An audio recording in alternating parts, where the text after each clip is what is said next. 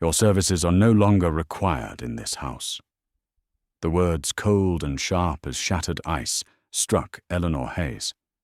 21 years. 21 years of devotion poured into this family, into caring for his father. And this was her reward.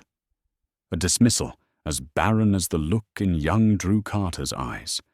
"This house," he added, his voice devoid of any warmth, "is not a nursing home." Her worn suitcase felt heavier than a lifetime of burdens as she stepped out, a poor woman with nowhere to go. But just as the shadow of the grand mansion threatened to swallow her whole, a different call, an urgent summons from the sun, pierced the chilling silence. Was this a cruel twist of fate, or the beginning of a truth too shocking to comprehend? What hidden agendas and bitter secrets fester behind such gilded doors?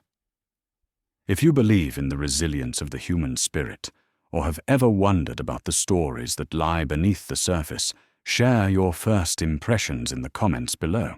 Don't forget to subscribe and hit the bell, because Eleanor's journey is one you won't want to miss. The biting New York wind whipped around the mourners a mournful sigh that mirrored the scant sorrow at Richard Carter's graveside. It was a perfunctory affair, attended by a handful of aging business associates and fewer friends.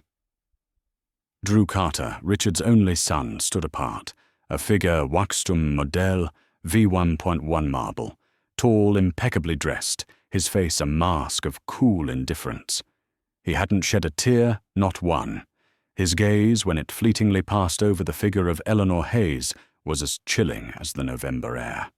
Eleanor stood a respectful distance away, a thin, worn black coat pulled Trabalos Academicos OV1.11 around her small frame. For 21 years, she had been Richard Carter's shadow, his caregiver, the silent witness to the slow dimming of his life. Her hands, gnarled from decades of work and worry, were clasped tightly, but her eyes, though etched with a profound sadness, remained dry. She had wept all her tears during the long, quiet nights by his bedside. Her poverty was a quiet, unobtrusive thing, much like herself, evident in the careful mending of her coat, the sensible worn shoes that had trod countless miles within the Carter mansion. As soon as the last handful of earth was thrown, Drew turned on his heel, his movements sharp, impatient. He walked towards the waiting limousine without a backward glance. There was business to attend, to an estate, to settle a life, to disentangle from his father's. And that, it seemed, included Eleanor. Later that afternoon, the vast Carter mansion on Park Avenue felt cavernous and cold, despite the thermostat humming efficiently. Eleanor was in the kitchen, her hands moving with the familiar rhythm of preparing afternoon tea. Richard's ritual, a habit she had maintained even when he could no longer lift the cup to his own lips. The scent of Earl Grey was a small, comforting ghost in the otherwise sterile air. Drew entered his expensive leather shoes, silent on the polished marble. He didn't acknowledge the tea, or her. "There's no need for that anymore, Eleanor." He stated his voice, devoid of warmth, each word a carefully chipped piece of ice. Eleanor's hands stilled over the teapot. She looked up, her gaze meeting his briefly before falling. "Mr. Drew, I don't require an explanation." Drew cut her off, his tone leaving no room for sentiment. "As of today, your services are no longer required in this house." Silence descended, broken only by the distant hum of city traffic. Eleanor clutched the teapot, its familiar warmth a small comfort. "I understand, sir. I'll just tidy Mr. Carter's room before I leave. And pack my things." "That won't be necessary," Drew said, enunciating each word with deliberate precision. "I've already called a professional cleaning service. They will handle everything. This house needs a thorough cleansing." His eyes swept the opulent room, lingering for a moment on the worn armchair where his father had spent his final years, Eleanor always nearby. It is not a nursing home. The words, seemingly innocuous, struck Eleanor with the force of a physical blow. A nursing home. Was that all her 21 years of devotion amounted to? In his eyes, she said nothing, merely nodded a small, almost imperceptible movement of her head. Her quiet dignity was a shield one she had learned to wield effectively over the years. There was a story behind her long service, a promise made a debt of gratitude she had felt compelled to repay to Richard Carter, something deeper than mere employment. But it was her story, not one she would ever share with this cold, unseeing young man. She retreated to her small room at the back of the house, a space that had been her haven for over 2 decades. Her belongings were meager: a few sets of clothes, a well-thumbed Bible, a small faded photograph of a smiling young girl she kept hidden in its pages, and a woolen scarf Richard himself had knitted for her during a particularly harsh winter, a clumsy but cherished gift. Drew watched her go, a flicker of something unreadable in his eyes, before his expression hardened again. He remembered being a small boy, perhaps 7 or 8, sick with a raging fever. His mother Vivian had been out at one of her glittering social events. His father Richard, usually distant and preoccupied, had seemed lost, helpless. It was Eleanor then, new to the household, who had sponged his forehead, her touch surprisingly gentle, her voice a low, soothing murmur. He'd fallen asleep in her arms, feeling a rare sense of peace. But then Vivian had returned her voice, sharp, her eyes accusing as she'd found Eleanor holding him. "What do you think you're doing with my son?" Vivian had hissed, snatching him away. "Your place is to serve, not to coddle." The memory, twisted by a child's understanding and a mother's bitterness, had festered over the years, painting Eleanor as an interloper, a schemer. By evening, Eleanor's single battered suitcase was packed. She made her way to a modest boarding house in a less fashionable part of the city, a place run by a woman named Linda, whose slightly gruff exterior hid a surprisingly kind heart. Linda, a woman in her late 50s, with shrewd, observant eyes and hair the color of spun copper, surveyed Eleanor's pale face and the single suitcase. "Well now, dearie, you look like you've seen a ghost," and it asked to borrow money. She gestured towards a simple, clean room. "It's not the Ritz, mind you, but the ghosts are mostly friendly and they don't charge extra for haunting. Rent's weekly in advance." Eleanor managed a faint smile. "Thank you, Mrs. Linda. It will do nicely. Just Linda, dear." "And you, Eleanor." Eleanor Hayes. Later that week, Drew sat across from Vanessa, his oldest friend, and a sharp, successful lawyer. They were in a sleek, minimalist bar downtown, the kind of place Drew frequented. "So she's gone then," Eleanor Vanessa asked, swirling the amber liquid in her glass. Her dark eyes were perceptive, missing little. Drew shrugged, affecting an air of nonchalance. It was time. The house needed reorganizing. Besides, she was well compensated over the years. 21 years is a long time, Drew Vanessa said, quietly, her gaze steady on his. "More than a job, wouldn't you say? Especially with your father's declining health. She was paid to care for him, Vanessa." That was the arrangement, Drew retorted, a defensive edge, neo-Gidano to his voice. "I don't understand this sentimentality. My mother Vivian always said Eleanor had a way of making herself indispensable, of ingratiating herself." Vanessa raised a perfectly sculpted eyebrow. "Vivian also said Richard was a neglectful husband who only cared about his business. Yet you and I both know he secretly funded that children's art program downtown for a decade because it reminded him of your sister."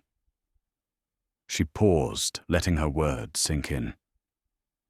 Sometimes, Drew, the stories were told are more about the storyteller than the subject. Your father was a complex man. Perhaps Eleanor understood parts of him that others didn't want to see. Drew shifted uncomfortably, a frown creasing his brow. "What are you implying?" "I'm not implying anything," Vanessa said smoothly. "Just observing that loyalty like Eleanor's is rare. And sometimes when we're too quick to dismiss it, we might be dismissing something far more valuable than we realize." He scoffed, but Vanessa's words, logical and calm, had planted a tiny, unwelcome seed of doubt in the otherwise barren ground of his convictions. A seed that, despite his best efforts to ignore it, began to feel like a small, persistent irritant. The days that followed Eleanor Hayes's departure were for Drew Carter a concerted effort in erasure. He'd hired the most expensive cleaning service in Manhattan, instructing them to to purge the cavernous Park Avenue mansion of any lingering trace of its previous occupants, specifically his father's longtime caregiver. He wanted the scent of antiseptic to replace the faint, lingering aroma of Earl Grey tea and old books that had clung to Richard's private wing. He wanted stark, impersonal order. Yet the harder Drew tried to expunge Eleanor's presence, the more acutely he felt it. It was in the unnerving silence of the mornings, a silence no longer punctuated by the soft tread of her worn shoes or the gentle clinking of a breakfast tray. It was in the perfect, sterile arrangement of his father's study, a room that now felt less like a sanctuary of memory and more like a museum exhibit, cold, lifeless, and devoid of Richard's complex, often frustrating personality. One evening, driven by a restless energy he couldn't name, Drew found himself in his father's library. The cleaners had, as instructed, boxed up most of Richard's personal effects. But one item remained on the heavy mahogany desk, a small, unassuming, leather-bound volume of poetry by Keats. It was worn, the spine softened with age, the pages yellowed. Drew didn't remember his father being a man of poetry. He picked it up. Tucked inside the front cover was a pressed pansy, its purple hue faded but still discernible. He frowned. This felt sentimental. It felt like Eleanor. He almost tossed it into a discard pile, but something stayed his hand. He opened it randomly. A verse was faintly underlined, a verse about beauty and truth. Annoyed by the unexpected tug of an emotion he couldn't categorize, he snapped the book shut. Later that week, he met Vanessa for dinner. The city lights glittered beyond the restaurant's panoramic windows, but Drew barely noticed. "You seem preoccupied," Vanessa observed expertly, deboning her fish. "Still playing Lord of the Manor and purging the family ghosts." "It's more complicated than that," Drew grumbled, pushing his own food around his plate. "The house feels empty. But not in the way I expected." He told her about the book of poetry. "It's just odd. My father wasn't the type." Vanessa paused her fork halfway to her lips. Richard Carter wasn't the type for a lot of things people assumed, Drew. He wasn't the type to anonymously pay for Mrs. Henderson's kids' medical bills down in accounting when her insurance lapsed. But he did. He wasn't the type to rescue that mangy stray dog from the alley behind his club nurse, it back to health, and then find it a home with his doorman. But he did that too. She took a sip of her wine. Eleanor was with him for 21 years, day in, day out. She probably knew his types better than anyone. Better even, perhaps, than Vivian. Drew bristled at the mention of his mother. Vivian said Eleanor was manipulative, that she preyed on his weaknesses, especially when he got sick. Vanessa let out a small, almost inaudible sigh. Ah, yes. The official Carter family narrative, penned exclusively by Queen Vivian herself. So according to this epic Eleanor, this frail, penniless woman single-handedly masterminded the emotional and financial downfall of the great Richard Carter over 2 decades, all while perfectly brewing his tea and fluffing his pillows. Drew, darling, if she was that good, she missed her calling as a Bond villain, not a caregiver. Her words, sharp and laced with a humour that nevertheless hit its mark, pricked at his defensiveness. It's not funny, Vanessa. No, it's not, she agreed, her tone softening slightly. It's actually rather sad. What if Eleanor was simply kind? And what if your father, in his own way, appreciated that kindness, especially when others, perhaps even your mother, were less than attentive? She leaned forward. Have you ever considered that Vivian's version of events might be edited, curated, to cast herself in the most flattering light? Talk to her again, Drew. But this time, listen not just to her words, but to what she doesn't say. Or better yet, truly look through your father's things. Not to discard them, but to understand him. He might have left more of himself behind than you think. Drew left the dinner feeling more unsettled than ever. Vanessa's logic was unnervingly sound. He found himself replaying childhood memories, but now they were tinged with a new, uncomfortable filter. He remembered Vivian's sudden rages, often directed at the household staff, Eleanor, a frequent silent target. He recalled her tearful pronouncements of Richard's neglect, her dramatic exits, and equally dramatic returns. As a child, he'd seen his mother as a tragic, wronged figure, and Richard as the cold, distant patriarch. Eleanor, in that narrative, had been a shadowy presence, easily cast as a villain by Vivian's subtle and not-so-subtle insinuations. But what if the roles had been miscast all along meanwhile? In her small room at Linda's boarding house, Eleanor Hayes sat by the window, watching the city lights flicker to life.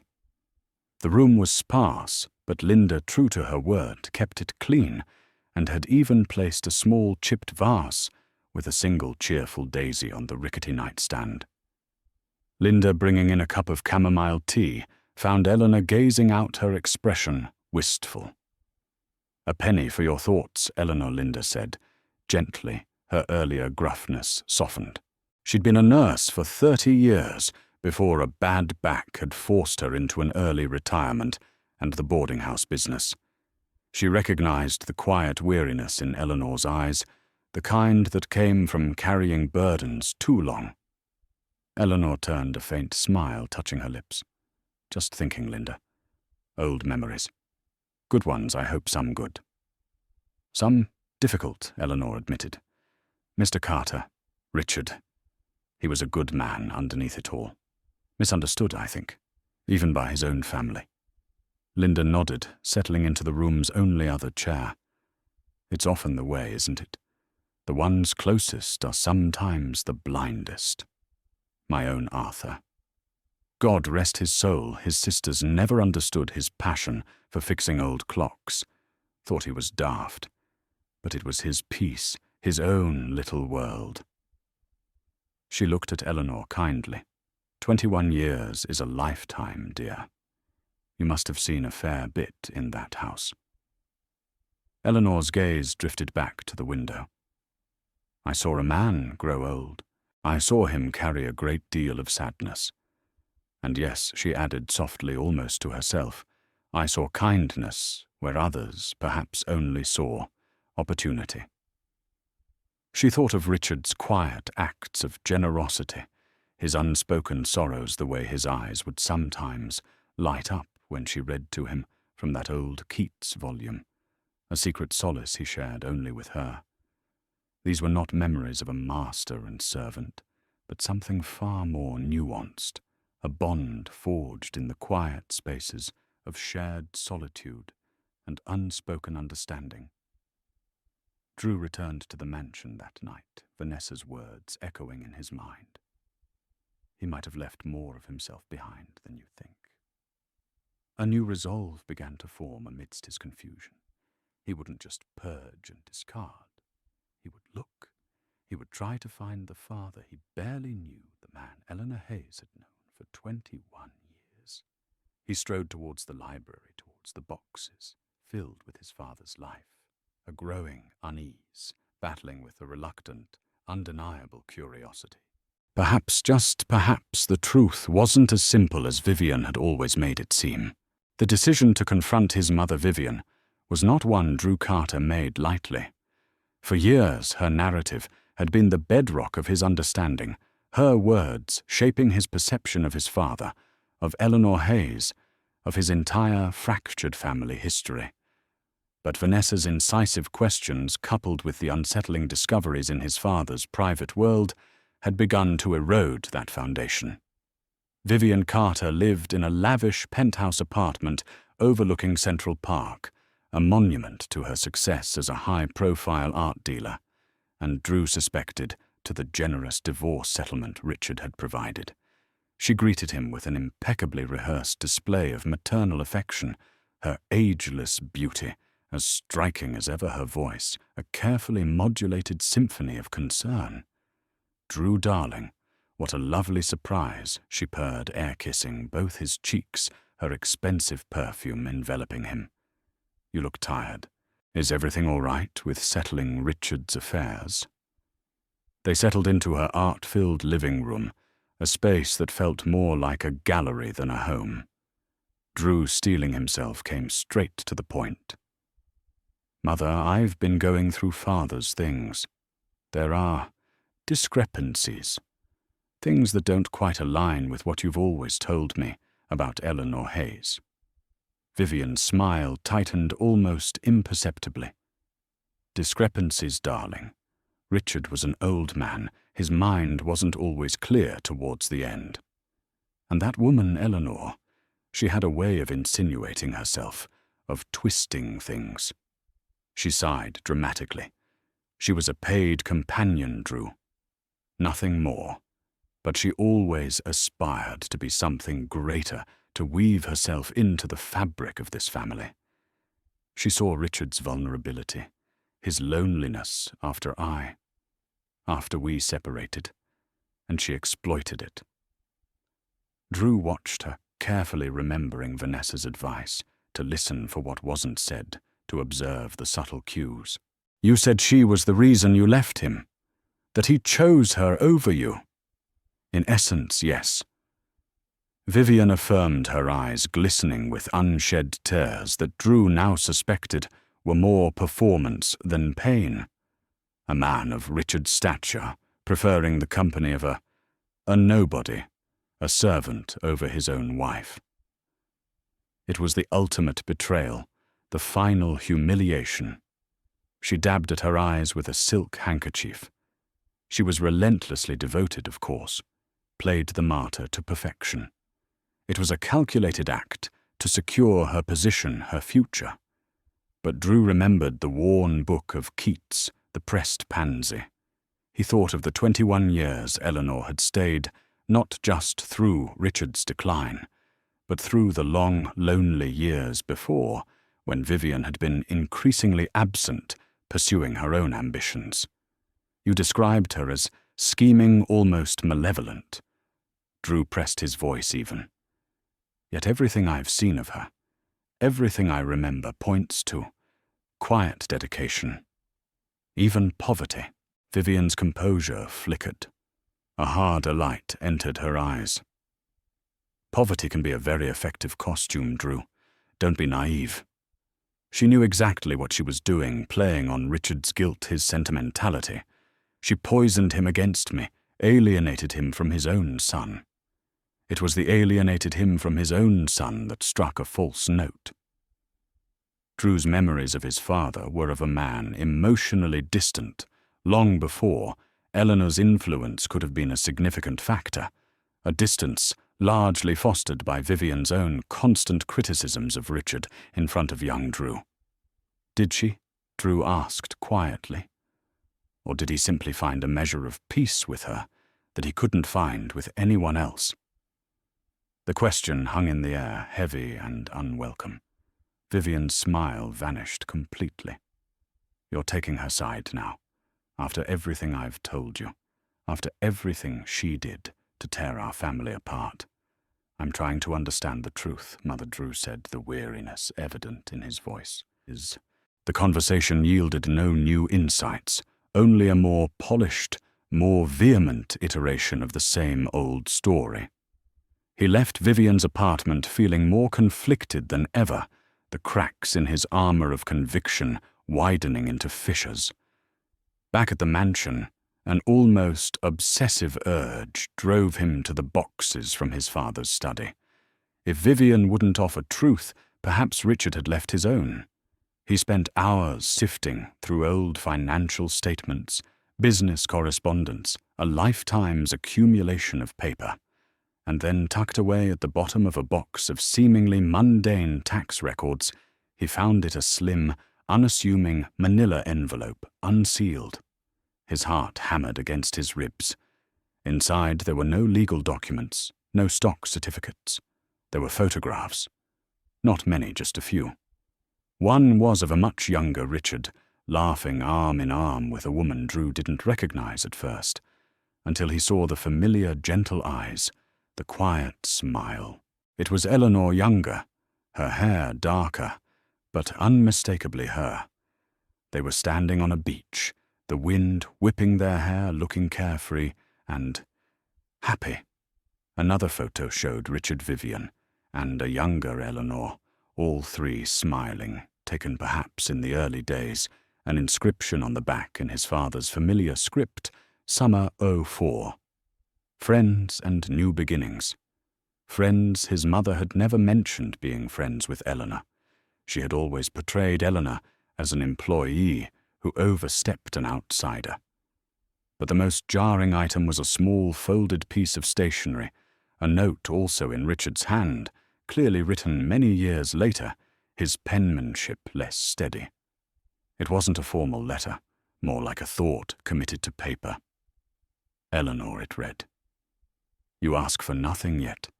You give everything. In a world of noise, your quiet loyalty has been my only true anchor. Vivian will never understand.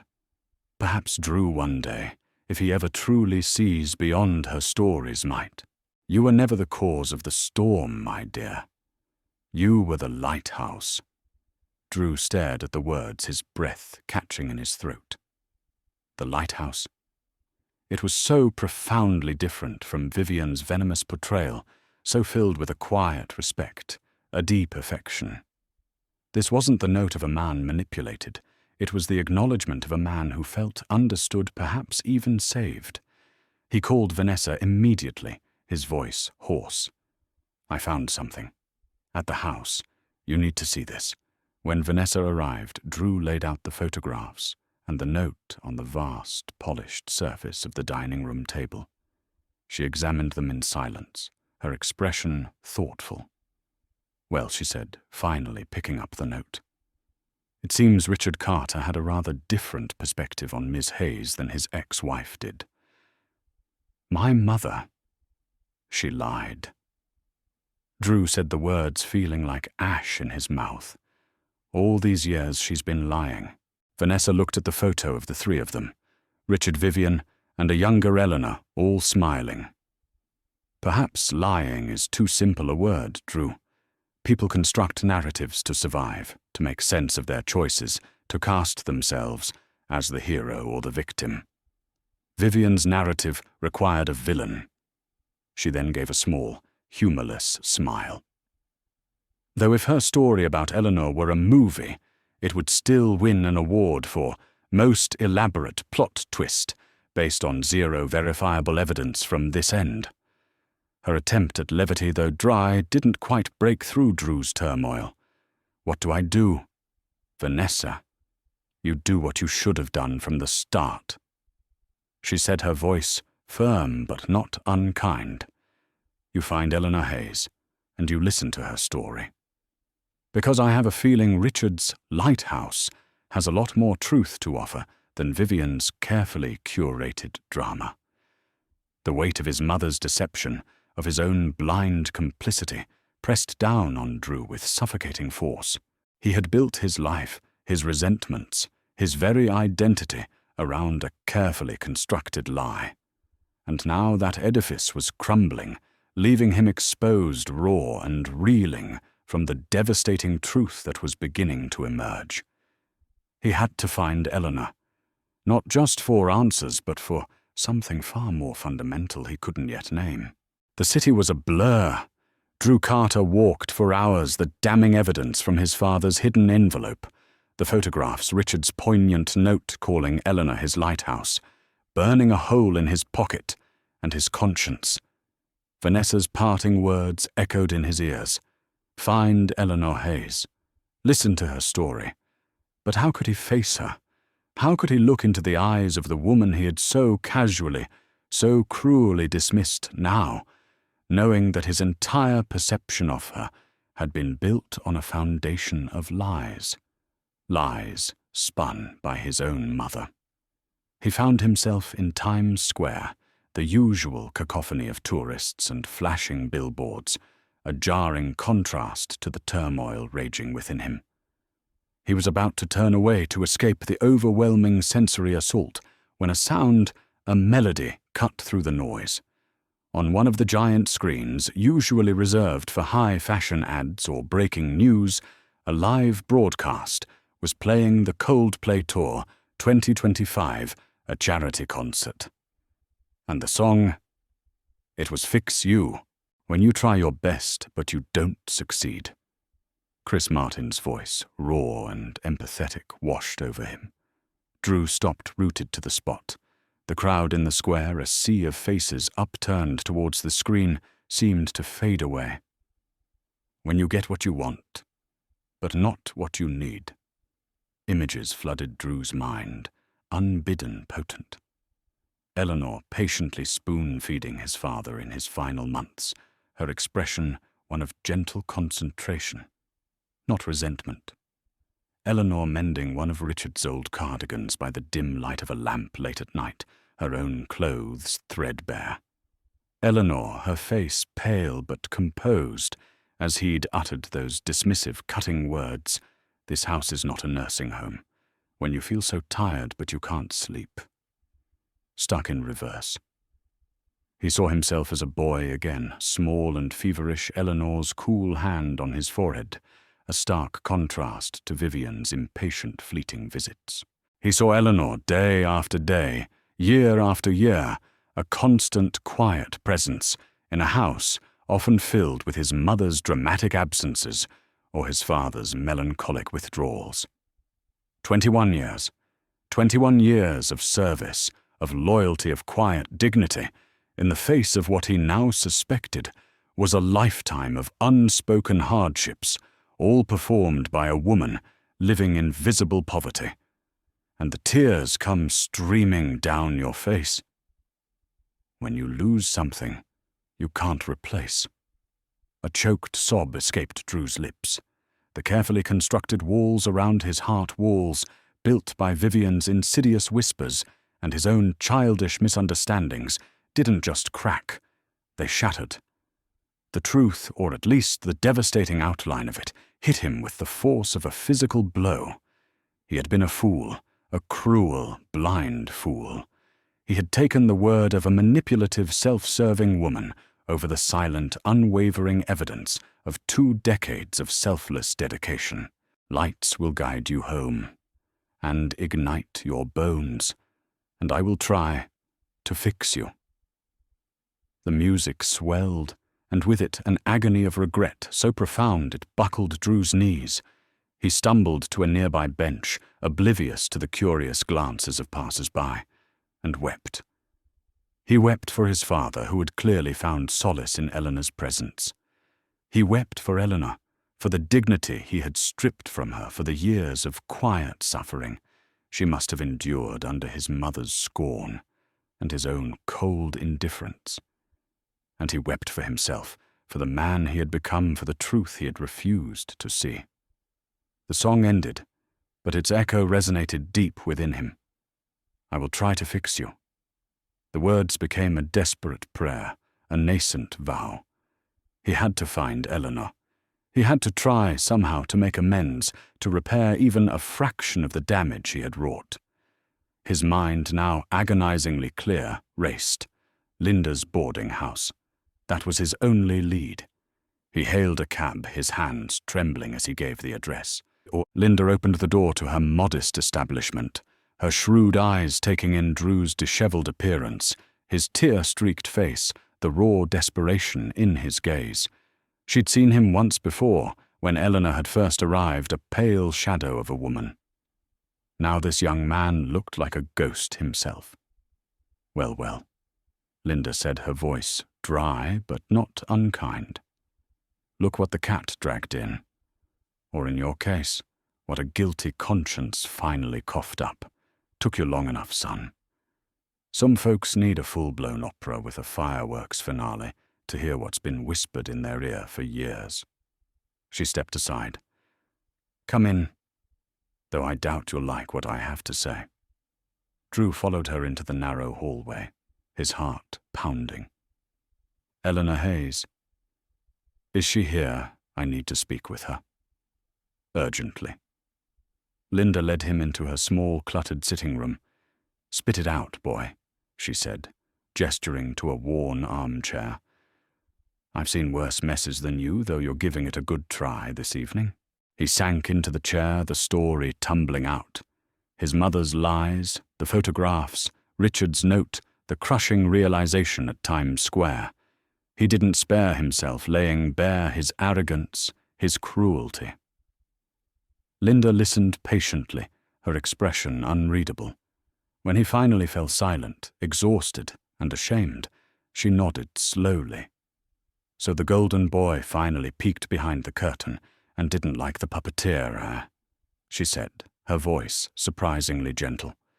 "Eleanor, she's a rare one, carried more burdens than a saint, and never uttered a word of complaint, not a bitter one, anyway.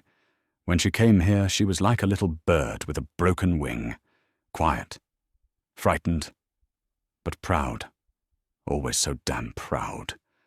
"Where is she?" Linda Drew pleaded. "I have to tell her. I have to apologize." Linda sighed, a heavy, weary sound. "That's the thing, Mr. Carter. She's not here anymore." Drew's blood ran cold. Not here, but where did she go? "Left a few days ago," Linda said, her eyes softening with a pity that almost undid him. "Said she couldn't impose. Packed her little suitcase, paid what she owed, and was gone before sunrise. Didn't leave a forwarding address." She paused, then added, "But she did talk a bit about her younger sister years ago, lived up near Albany way. Said they weren't close, hadn't seen her in ages. But it was the only name she ever mentioned from her own family." Albany.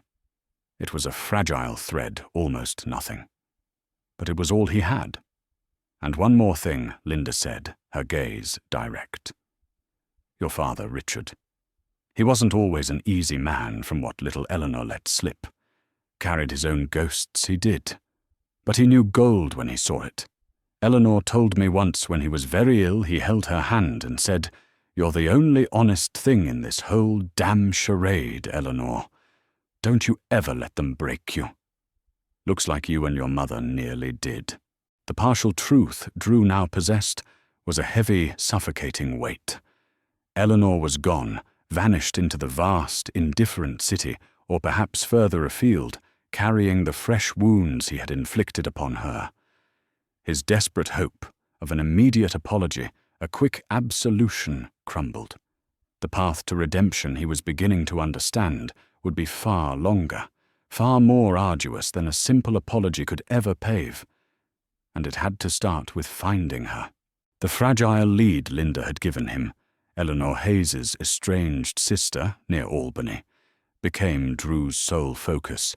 He hired a private investigator, a discreet firm Vanessa recommended, to trace the sister, a Mrs. Agnes Periwinkle, a name that sounded like something out of a whimsical children's story, utterly at odds with the grimness of Drew's quest. Days turned into a week. The investigator's initial reports were disheartening. Agnes Periwinkle, it turned out, had passed away 2 years prior. There were no other known relatives in the area. Drew felt a cold dread seep into his bones.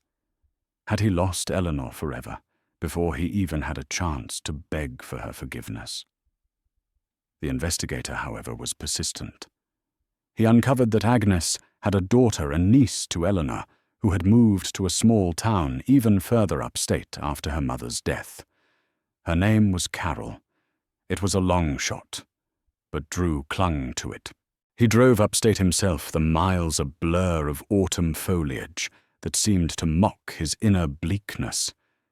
Carol, a tired-looking woman in her late 40s, with kind eyes that reminded him faintly of Eleanor's, was hesitant at first. She remembered her Aunt Eleanor, but vaguely. She and Mom. They weren't close, Carol explained, inviting Drew into her modest, cluttered kitchen. Aunt Eleanor, she always seemed to carry a sadness with her. Mum said she had a hard life, even before she went to work for that rich family in the city. Something about a broken heart when she was very young, a fiancé who died suddenly. Then her parents passed not long after. She was alone for a long time. A broken heart. Alone. More layers to Eleanor's quiet endurance, more reasons for the profound sorrow that seemed to shadow her. Drew felt another pang of guilt. He had judged a life he knew nothing about.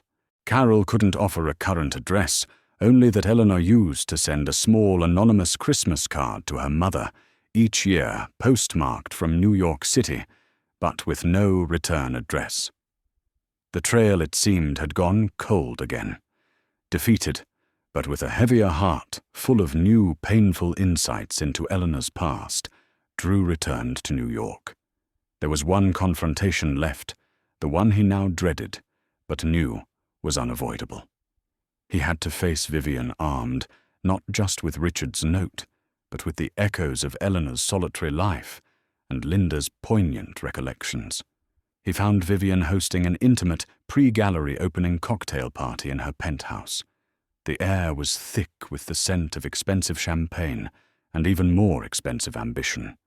She was in her element, a dazzling queen holding court, her laughter tinkling like ice in a crystal glass.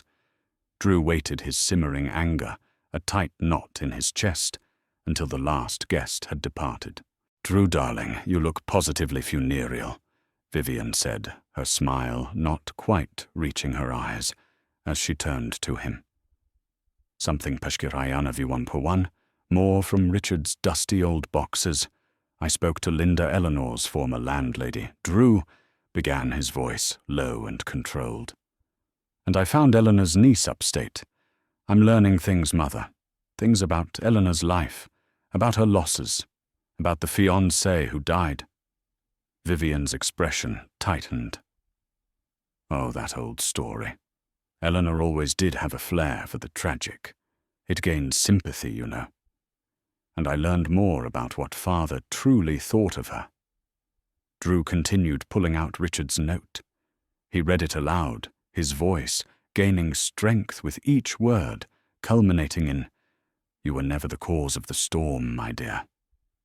You were the lighthouse." He placed the note on the polished marble coffee table between them. "This isn't the language of a man-manipulated mother.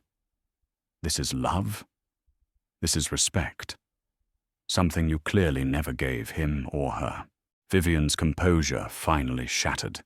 Her face, usually a mask of serene elegance, contorted with an ugly fury. Love, she spat the word a venomous dart. Richard wouldn't know love if it bit him on his Savile Row-suited rear. He was a weak, sentimental fool, and Eleanor Hayes was a grasping, common little nobody who knew exactly how to play on that weakness. She lived in poverty for 21 years while serving him. Drew countered his own voice, rising. "Does that sound like grasping to you?" It was an act. Vivian shrieked, her voice shrill. All of it. She was always there, wasn't she? Quiet, observant, judging me with those damn sad eyes of hers. "You want the truth, Drew.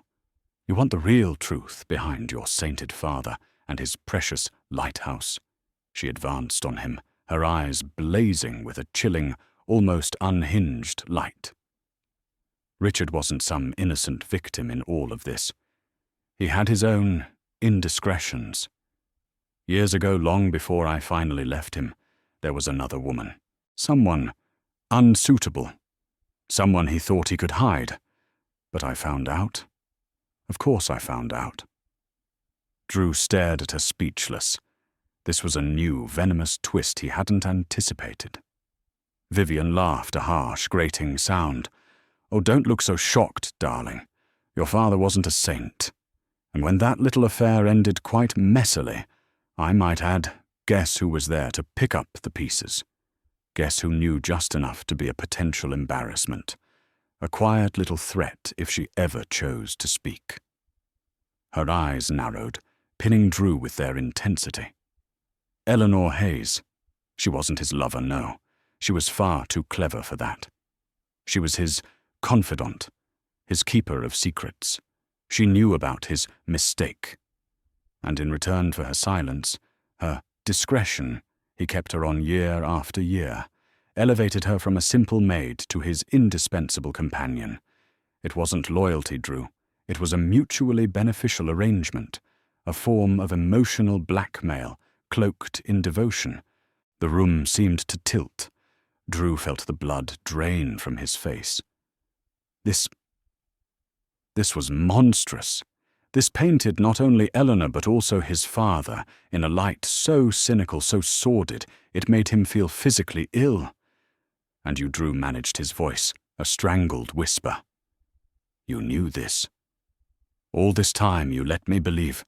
I let you believe what was convenient, what served my purpose," Vivian declared, her voice dripping with triumph. "I needed you on my side, Drew. I needed your loyalty, untainted by any misplaced sympathy for that woman or any lingering affection for your father's memory. It was better you saw her as the villain, him as the fool, and me as the wronged wife. It was cleaner. The word was an obscenity. He looked at his mother, truly looked at her perhaps for the first time in his life, and he saw not a grieving widow or a wronged woman, but a cold, calculating architect of deceit, a woman who had manipulated not only her son's love, but his entire understanding of reality, all to serve her own bitter, narcissistic agenda. She hadn't just lied, she had poisoned his soul. The full, horrifying weight of it crashed down on him. His father, his mother, Eleanor, all of them more complex, more flawed, more human, and more terribly wronged than he could ever have imagined. And he, Drew Carter, had been the arrogant, ignorant pawn in Vivian's long, cruel game. He felt a profound, soul-deep revulsion. He turned away from her, unable to bear the sight of her triumphant, unrepentant face. "You are," he began, but no words could encapsulate the enormity of her betrayal, the depth of his disillusionment. He walked out of the penthouse, leaving Vivian alone, amidst her expensive art and her hollow victories. He was broken, shattered into a million pieces, the truth as shards of glass in his heart. But amidst the wreckage, one thought burned with a desperate clarity. He had to find Eleanor Hayes. Not just to apologize, not anymore. He had to find her because, somehow, in the ruins of his life, she was the only one left who represented anything real, anything true. His quest for her was no longer just about atonement.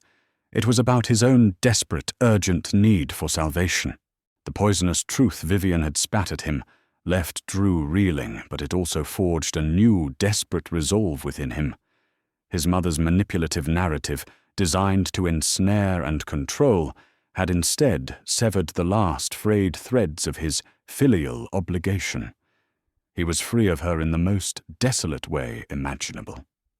And in that desolation, Eleanor Hayes loomed larger than ever, not as a pawn or a secret keeper, but as a symbol of an integrity he now craved like oxygen. Vanessa, when Drew recounted the horrifying exchange with Vivian, was uncharacteristically silent for a long moment, her usual sharp wit subdued by the sheer callousness of Vivian's actions. "Drew," she finally said, her voice tight with a mixture of anger and sympathy. Your mother. She's a piece of work I wouldn't wish on my worst enemy's worst enemy. But this makes finding Eleanor even more critical, not just for your peace of mind, but for hers. God knows what other lies Vivian has spun about her over the years. Together they redoubled their efforts. The private investigator, previously focused on Eleanor's estranged family, was now tasked with a broader search, combing through city records, social services, anything that might yield a clue to an elderly woman recently displaced with few resources.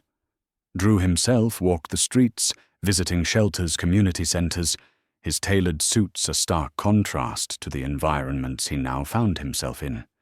His apologies to overworked staff becoming a humble refrain. He showed Eleanor's photograph, the one from Richard's hidden envelope, her younger face smiling. To anyone who would listen, his voice hoarse, with a plea that was more than just a request for information. It was a prayer.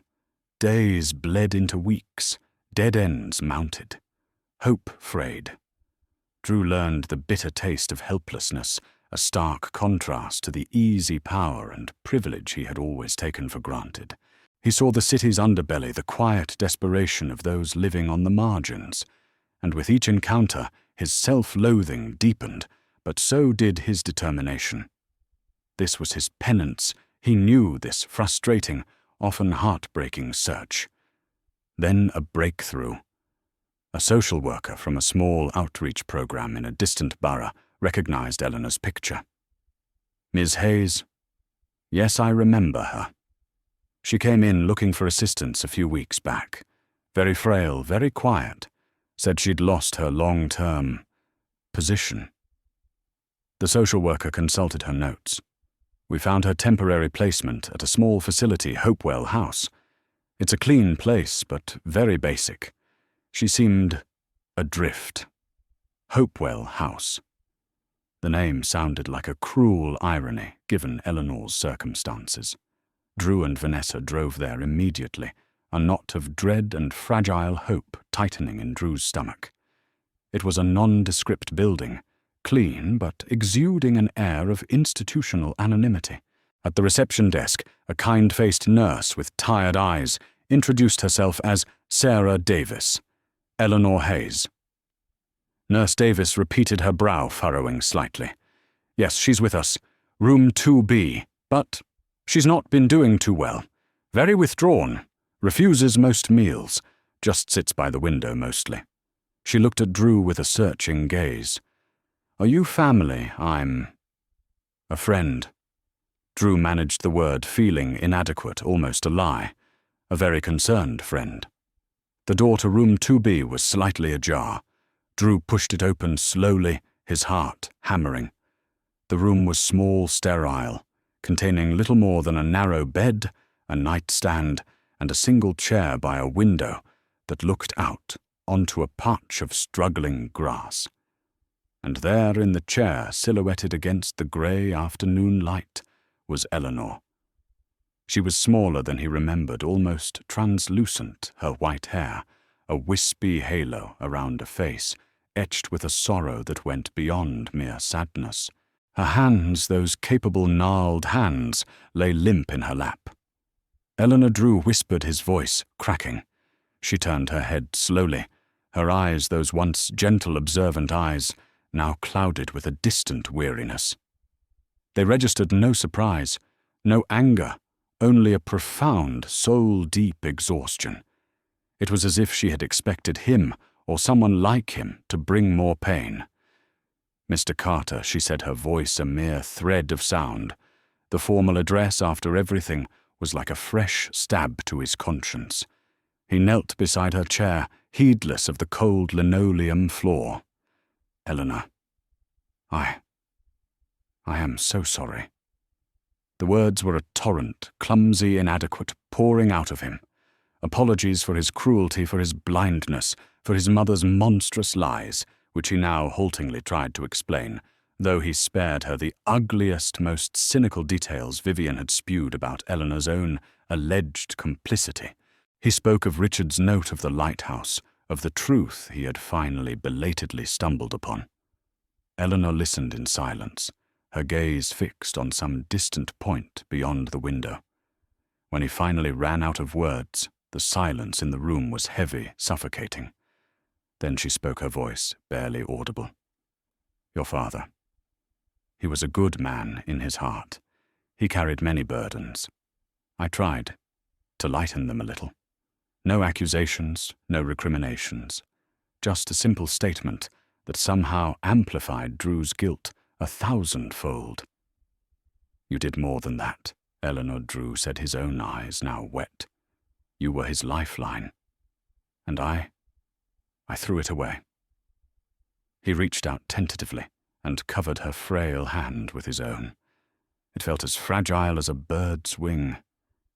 "Please, let me help you now. Let me try to make things right."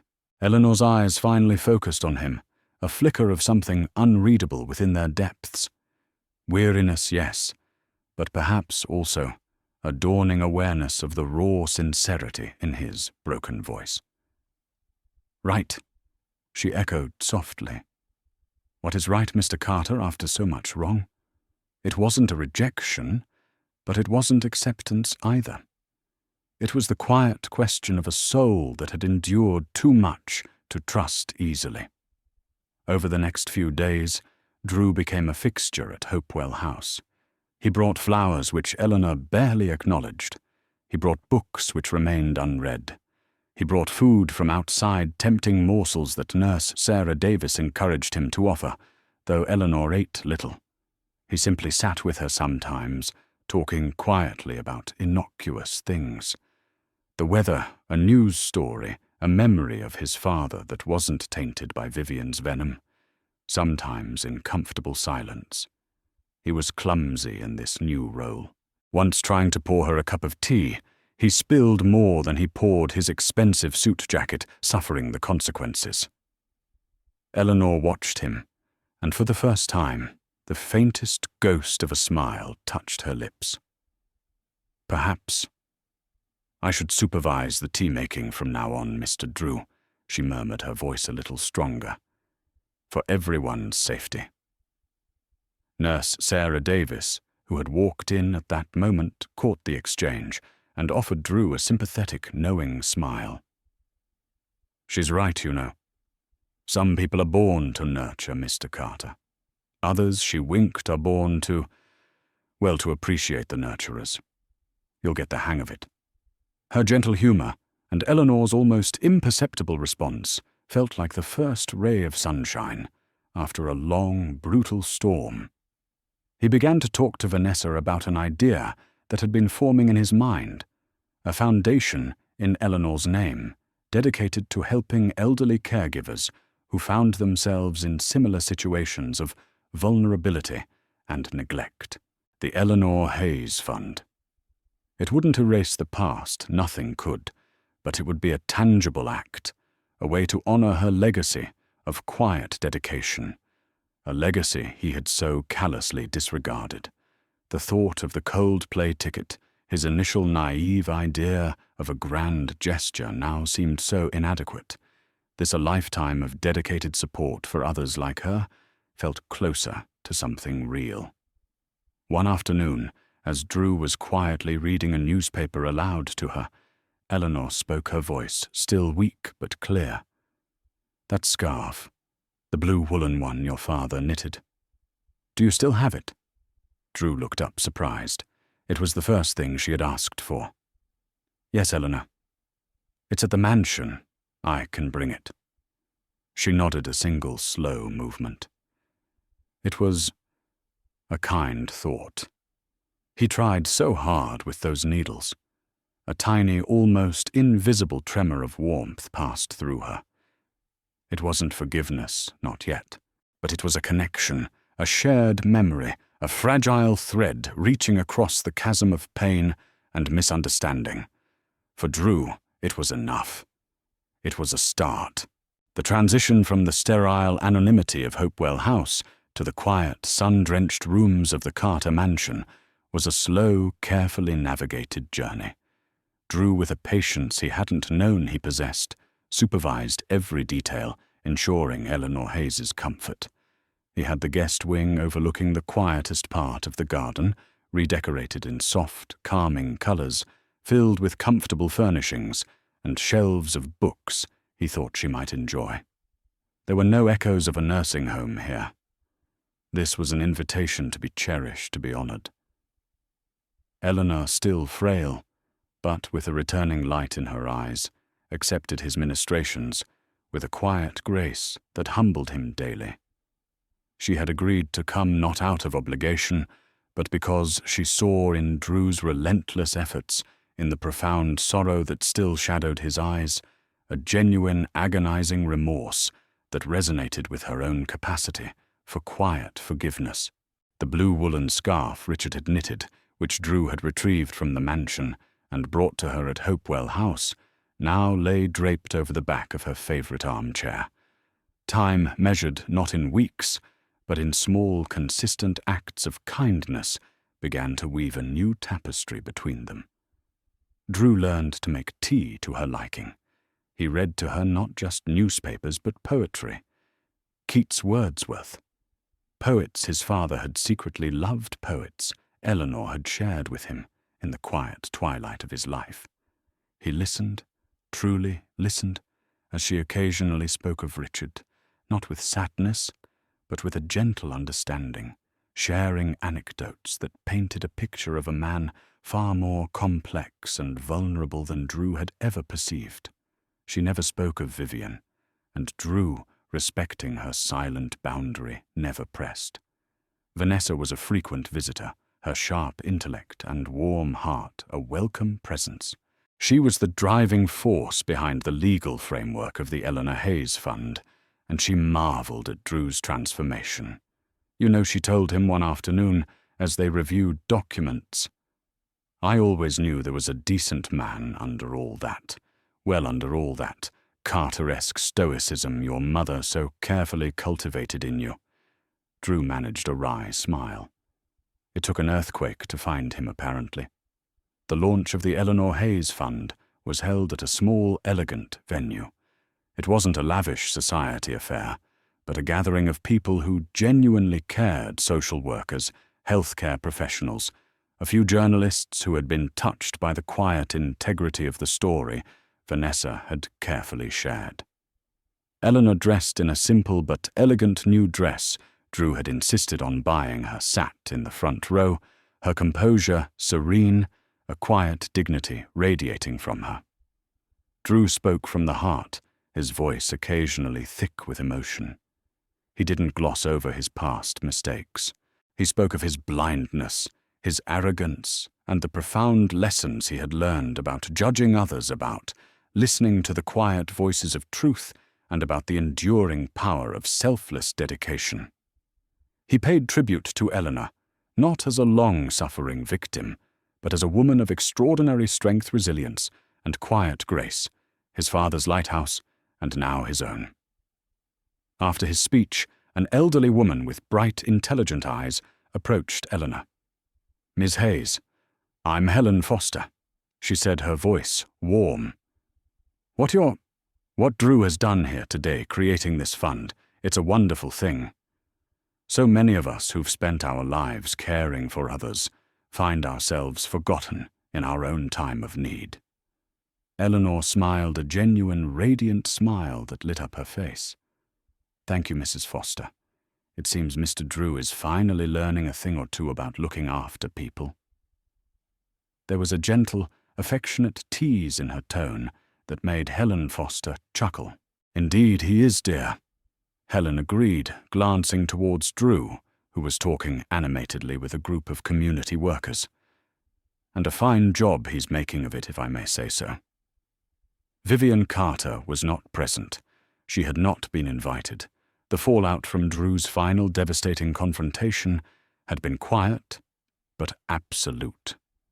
He had made it clear with a chilling finality that mirrored the coldness she herself had so often wielded, that she was no longer a part of his life.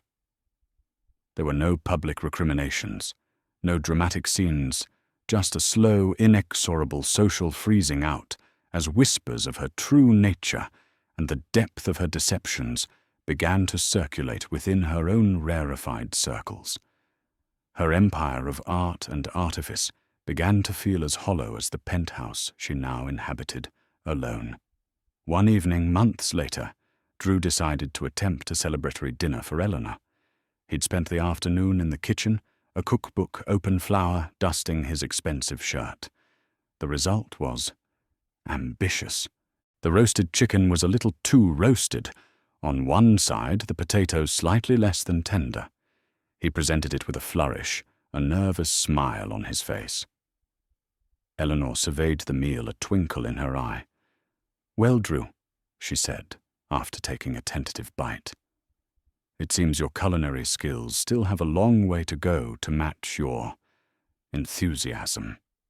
Drew laughed, a genuine, unrestrained sound that had become more frequent in the mansion.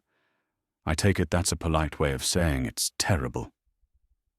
"Not terrible," Eleanor corrected gently, her lips curving into a soft smile. "Merely an excellent first attempt. Patience, Drew. You've learned harder things." They ate and they talked, and they laughed the vast dining room, no longer feeling cold or imposing, but filled with a warmth that came not from the fireplace, but from the simple, profound peace of two souls who had found their way back from a very dark place. The idea of the Coldplay concert.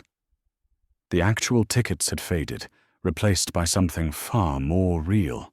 The fixing wasn't about a grand gesture, but about the daily acts of care, of respect, of shared quiet moments. Yet one crisp autumn afternoon, as they sat in the garden, the leaves a riot of gold and crimson around them, Drew found an old recording of Fix You. He played it softly on his phone. Eleanor listened, her head tilted, a serene expression on her face. When it ended, she reached out and placed her hand over his. "You did, Drew," she said, her voice a gentle murmur. "You did try. And you are." He understood. The healing was not a destination, but the journey itself, a journey they were now on together. The scars remained a testament to the pain they had both endured, but they no longer ached with the same intensity. They were reminders, yes, but also symbols of a resilience, of a hard-won peace.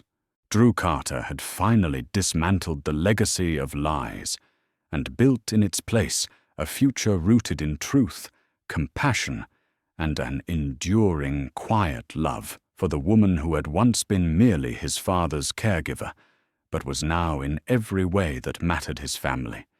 The journey of Eleanor Hayes and Drew Carter, from bitter misunderstanding to a hard-won peace, truly reminds us of the quiet battles fought in unseen corners of life, and the enduring weight of words unspoken or words spoken in haste. How often, perhaps, do we build walls based on fractured truths, only to find that the path to healing, though arduous, awaits our first courageous step.